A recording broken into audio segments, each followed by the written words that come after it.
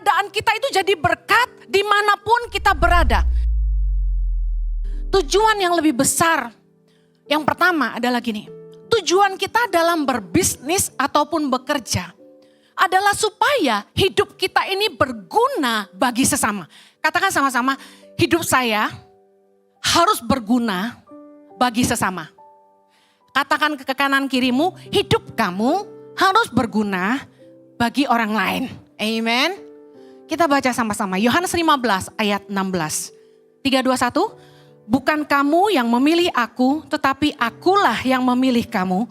Dan aku telah menetapkan kamu supaya kamu pergi dan menghasilkan buah. Dan buahmu itu tetap. Supaya apa yang kamu minta kepada Bapa dalam namaku diberikannya kepadamu. Berapa banyak Anda yang rindu doamu selalu dijawab Tuhan? Angkat tangan.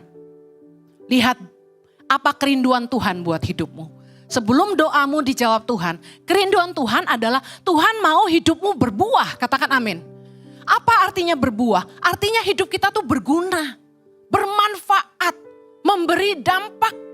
Enggak cuma sekedar hidup, tapi menghasilkan buah. Karena itulah di dalam hidup setiap kita, Tuhan mempercayakan yang namanya talenta, keahlian, kecakapan. Untuk apa? Karunia, buat apa? Supaya hidup kita jangan tidak berguna. Keberadaan kita itu jadi berkat dimanapun kita berada. Katakan, saya harus jadi berkat dimanapun saya berada. Bicara dimanapun artinya di rumah harus jadi berkat. Di tempat pekerjaan harus jadi berkat. Di sekolah harus jadi berkat.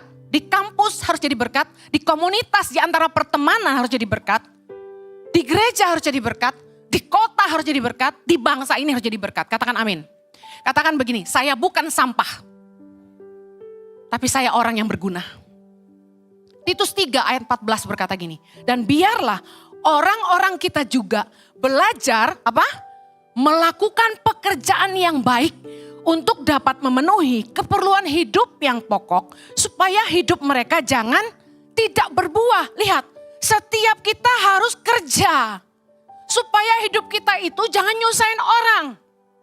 Paling enggak kita bisa memenuhi kebutuhan pokok.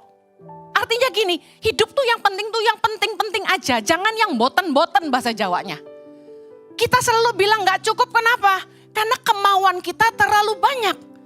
Tapi kalau bicara makan, minum, pakai, saya yakin setiap kita cukup, katakan amin. Kalau kita punya pekerjaan yang baik, kita tidak hanya bisa mencukupi kebutuhan kita. Tapi ini, kita ndak nyusahin orang. Hidup kita jadi berbuah. Hidup kita jadi berkat bagi keluarga kita. Ibadah Gereja Impact Community Indonesia ada di setiap minggu. Anda bisa mengajak teman, keluarga, dan relasi untuk ikut beribadah bersama. Setiap ibadah disertai ibadah anak atau Impact Kids dan ibadah remaja. Dan bagi anak-anak muda di Gereja Impact Community Indonesia,